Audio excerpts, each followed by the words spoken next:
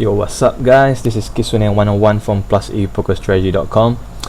It's been a while since I make a video, so I decided to make a video today. For the past 1-2 weeks I've been talking about post-flop reads and raising c-bet strategies, so I'm just going to continue on that topic today. Based on my Hold'em Manager 2 for the last like 110k hands in a small blind and big blind, I did some filtering and I'm going to give you some stats.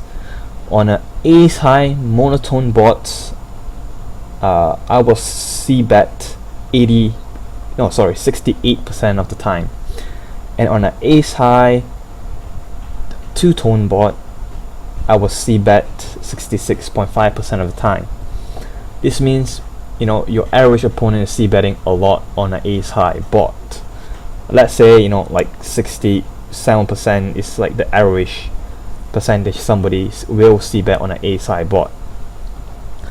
Taking that into mind, as you can see, this Flopzilla I'm using here, I give a 45% button range, which is not a reasonable at all. Of course, your 45% button range might differ from mine, but it doesn't really matter, I think. And I use this example: ace clubs, 5 clubs and 10 diamonds today. Let's check if, you know, on this particular board, how much does it hit your average opponent hand and whether a check raise will be profitable or not. Okay, as you can see here, he have 45.4% no mate hands, means he have no pair at all 45.4% of the time, and he have weak pairs and pocket pairs below the top pair about like 15% of the time. He have middle pair 12% of the time. He have only top pair 23.5% of the time, and better than that around 5% of the time. I key in all the stats into an Excel just for simplicity's sake. So if he's raising you 67% of the time on average, or your average opponent is raising 67% of the time, he's still checking back 23% of the time. So let's see what does he actually check behind with. It's safe to say he checked behind with his middle pairs. Safe to say he checked behind his pocket pairs below top pair, which in this case is king, queens and jacks. But as you can see, the summation here, it only adds up to 15.22%. So he's actually giving up some of his no mate hands. It's safe to say that. I do believe that he will be bluffing with his weak pairs. He'll be c-betting his top pairs most of the time. Some people might check back weak top pair, but you know, if the guy have a very aggressive c-betting strategy, he will probably bet every single top pair he can. And obviously he's betting his sets and 2 pairs. With that said, he's going to check back a mate hand 15% of the time, 23% minus that 15%, so he's going to have to check back a no mate hand 8% of the time. So he is betting with nothing 37.4% of the time. But the thing about Flopzilla is the no mate hand also includes his draws. So if you're talking about a check raise, he's only probably going to call with 8 outs or better, which is a flush draw or better. As you can see, his draws here, he have 5.87% flush draws, 11% gut shots, and like close to 8% 2-cut backdoor flush draws, which is like 2 diamonds. It's safe to say he probably folds his gut shots and 2-cut backdoor flush draws if you raise him. So he's only going to be calling around 6% of the time. So out of 67% of the time, he's only going to call 6% of the flush draws, assuming 23.5% of his top pairs, 3.52% of his say about 5% sets and 2 pairs. so he only can be playing back 34.5% of the time.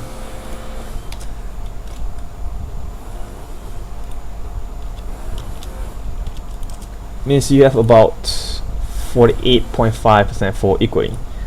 Assume he makes it like 2.5 in the button and you call on the big blind. That would be a 5.5 pot, and say he raised to 4 and you re-raise to 12. Okay. If you're not sure about the maths, don't worry about it. I will be doing the maths for you. You actually need 55.8% for equity, so you're not quite getting your full equity that you actually need, you know, even though he's like betting such a wide percent of the time. But that does not mean you shouldn't be check raising here, and there's a few reasons why. One is because I actually took every single top pair he have. As you can see here, he could have as bad as ace deuce offsuit that he might actually fold. We don't know that. And secondly, you have turn full equity. You know, there's a lot of turn you can bet and he'll be forced to fold a top pair, unless he's like some hero that likes to call everything down. Okay, with that said, let's kind of check to use this filter. What this filter does is for every filter here, it will show you the percentage. Yeah, I mean, for this example, if he calls, he have 80% top pair and 20% flush draws. As you can see, I did not include two pairs and sets because I believe majority of your average regular will actually re-raise sets and two pairs on ace 10 5 two clubs. So when he calls, he's going to have 80% top pairs and 20% flush draws. Why is this important? I'll tell you why is it important. Just think for a second. If the turn comes a flush, is it a good or bad card for you to be barreling here? Okay, let's find out. Okay, putting a 4 of clubs turn, you can actually see here that he's gonna have only about 19%.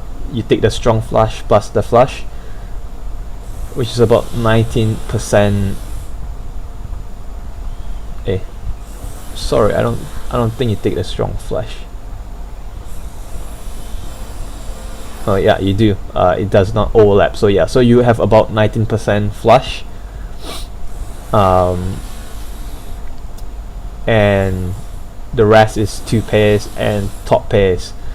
As you can see down here, 2% of the time his top pair is going to have the nut flush draw, which includes the kings of clubs. 2% of the time he's going to have the queen of clubs with the ace, and 2% of the time he's going to have the jack of clubs with the ace. So assuming that he actually plays, he actually calls a barrel with the king, queen and jack of clubs trying to hit another club on you.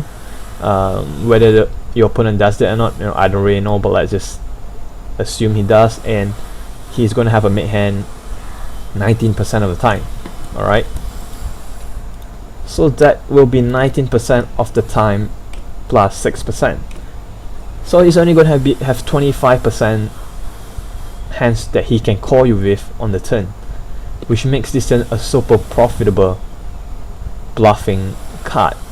You know, so when the flush comes, don't worry about the flush. You know, just bet it.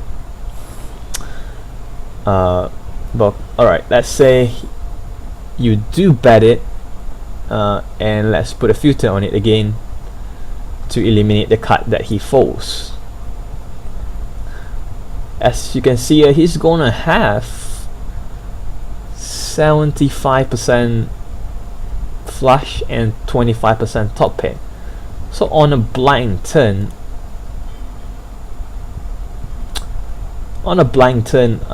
you're probably gonna have to fold it. Actually, on almost any turn you have to fold it.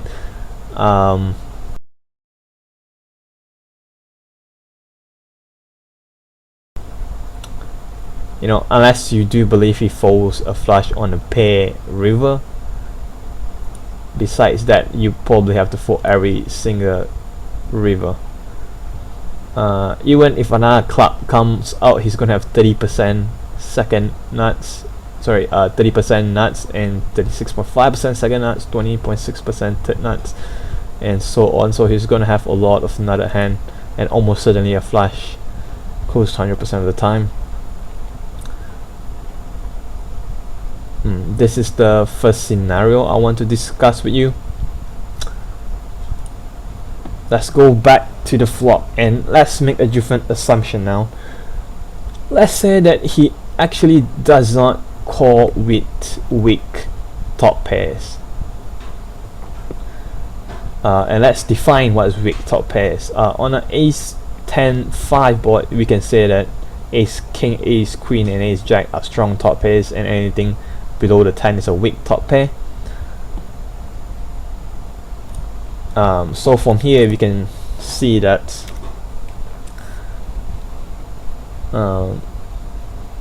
sorry, yeah, we can just remove all these top pairs from his range, and with the filter we can see that now he's only gonna have top pair 54.5% of the time and a flush draw 45.5% of the time. Let's see how this affects the turn barreling, your turn barreling range when the flush does hit. You know, as you can see here now, the thing is like totally opposite. He's gonna have a flush draw more often than not. Oh, sorry. Yeah, you have to take off the turn filter. So he's gonna have 41% flush and 57.1% top pair. We're like close to, I don't know, like 12, 13, 14% nut flush draw to the third flush draw. So you can safely say that he probably won't fold the turn often at all. If you take 41.3% plus 4.73% times 3, he's going to be calling 55.6% of the time.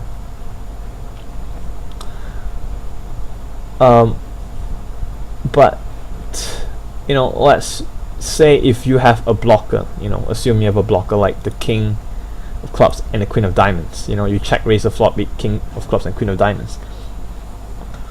What this do significantly is, first, he can't have the nut flush draw anymore. Second, you eliminate a lot of his flush draws.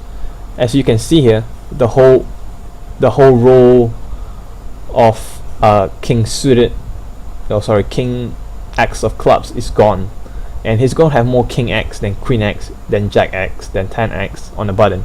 You know, a regular will almost raise any king X of suited, but he will not raise like any suited 9, you know, 9X. You know, he will not be raising 9 to suited. At least most of them wouldn't be. As you can see here, that if you have king of clubs and queen of diamonds, now he only has 35.4% flush and 62.5% top pair. And secondly, you have, you know, like some equity to draw to the nuts when he actually have a flush here. So when you have a blocker as powerful as the king, you can actually bluff the turn again, even assuming he have a very tight calling flop range, and that, you know, is really player dependent. You know, say you have the queen of clubs and king of diamonds, you still have 60% full equity, or around 60%, maybe like 54% full equity, or close to 50% full equity. So what you want to do in this situation is just bet like half pot and hope he folds, and when he doesn't fold, you almost always have to give up the river once again.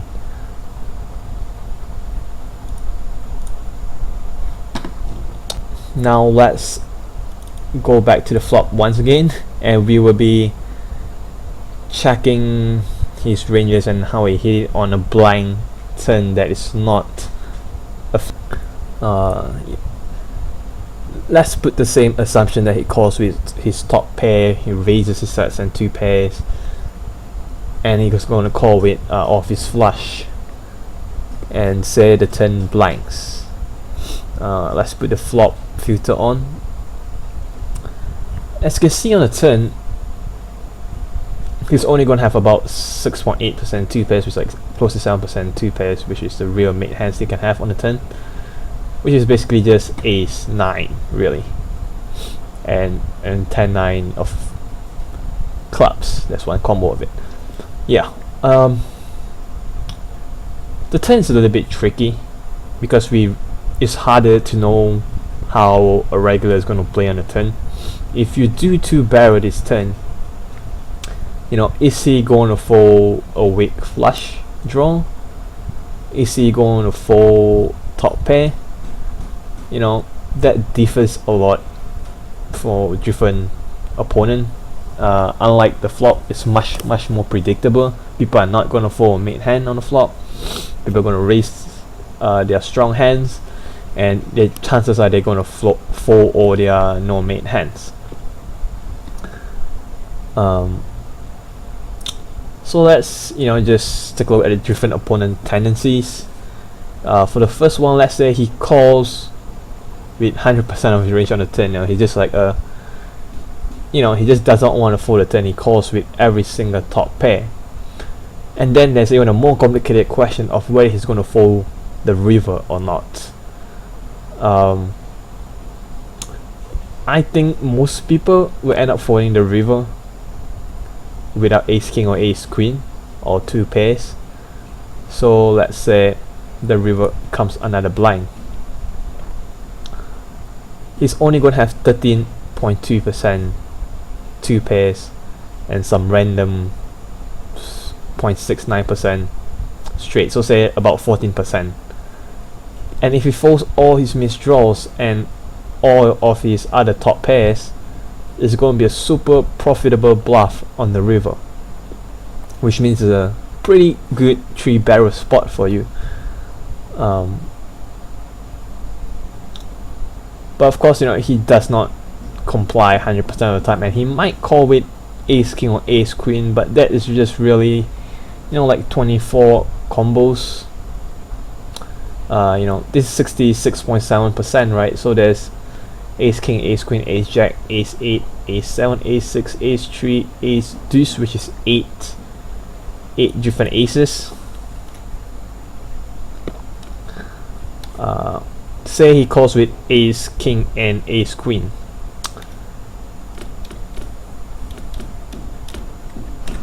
So out of that 66.7 top pair, he's going to call with 16.675. You add up with the 2 pairs and straight he can have.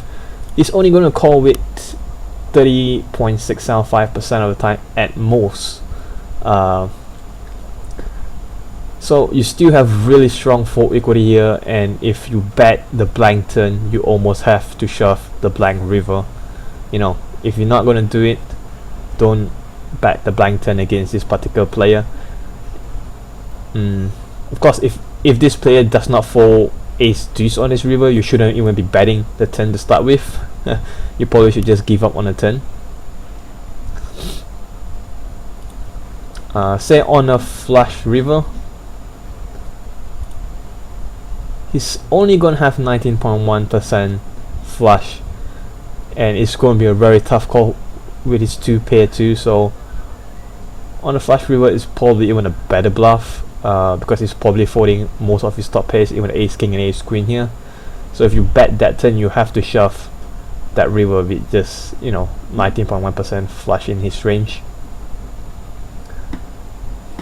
Now let's take a look at something even more complicated on the turn. Oops. Yeah, say on the turn he does actually folds his weak aces and his weak flush draws. Weak flush draws, I would say draws that have no combo and it's not drawing to the nuts. Weak aces is ace 8 below now, so I'm going to remove ace 8 below, and I'm going to remove everything that does not have a combo draw here. Okay, 9-7 can stay. Actually 8-7 suited can stay too. 9-8-10, yeah, all this can stay. 9-10-9 clubs would be actually a 2 pair. Jack 8, Jack 9, Jack 10, Queen Jack.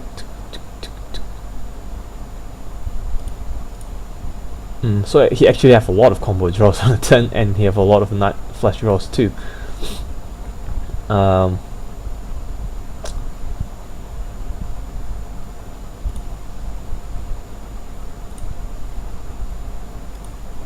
Say he calls with his 2 pairs, top pairs, and his draws here.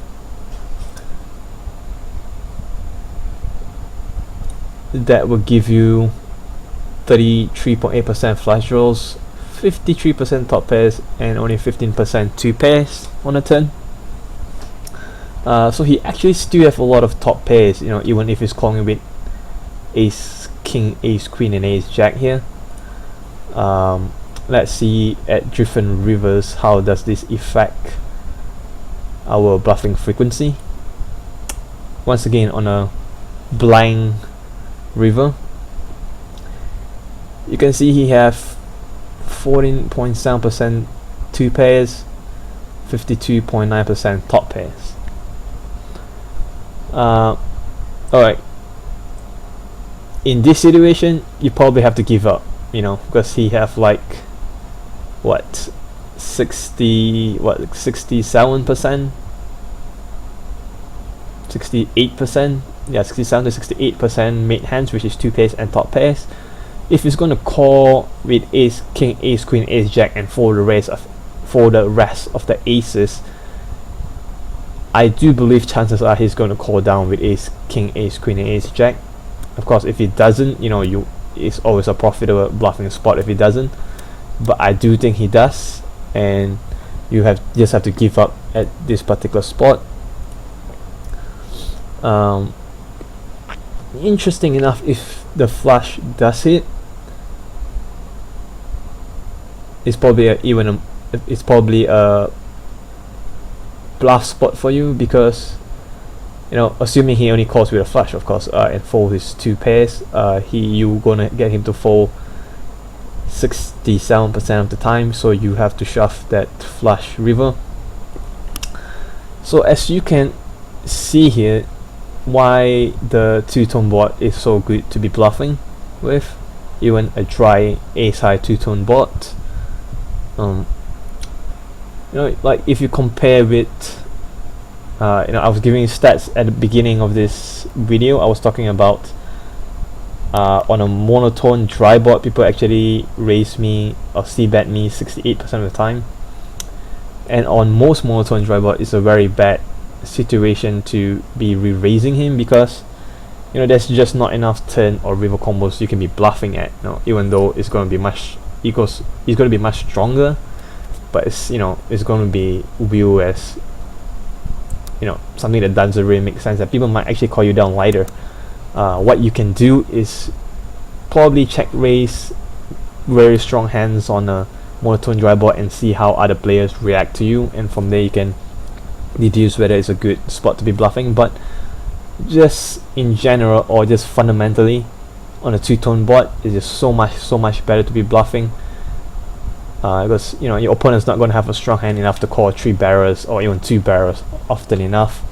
And as you can see here, I break it down to different situations.